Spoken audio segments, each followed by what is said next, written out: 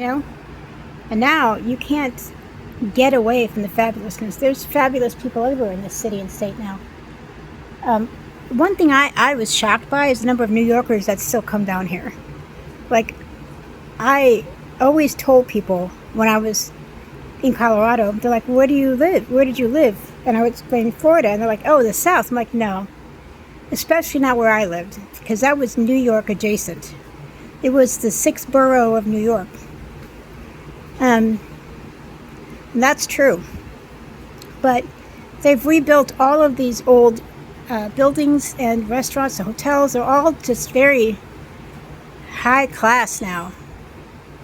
High class, pretty. There's lots of beautiful people downtown. And unfortunately, you can't see any of that. No.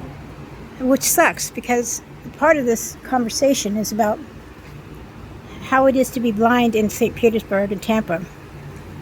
How it is to experience the place that you grew up in and that you came into adulthood in. I lived here until I was 34. Yeah. I mean, you were a grown-ass adult for a long time. And then because of circumstances that you didn't have any control over, you're back here and now you have no vision, which sucks. Yes. But at the same time, it's an opportunity to talk about things like accessibility in the city. How do people treat blind people? Are they even aware? Do they have any idea? No, that's what I've discovered. So many people do not see blind people. And the only way that they know that you're blind is if you have your cane out. And a lot of times, if you're just holding it, they don't even notice it then. You have to be wheeling it. Yeah, they don't know what it is. Yeah. It's a shame. And the young people are even worse because they didn't even get raised with it. So it's about highlighting what is great and beautiful about St. Pete, what it is to be a blind person who grew up here, and discovering what is still beautiful in St. Pete, even when you can't see. That's the point of the whole channel. We start with Peaches because that's your name. And the podcast will go, like, we'll do an outing, if you will. We'll review one or two products that are associated with the theme. And then we'll do an interview with you about, either yourself or the history of whatever we went to see. And that's because we want to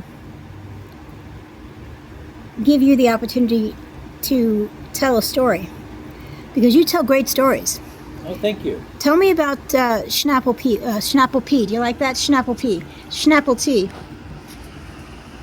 Well, I learned that Snapple has been around as a company since 1972, so a year longer than I've been on this earth. They started as a purveyor of fruit juices that they sold their stuff to health food stores and things like that. What put them on the market was a carbonated apple beverage called Snapple, which gave them their name. Mm-hmm.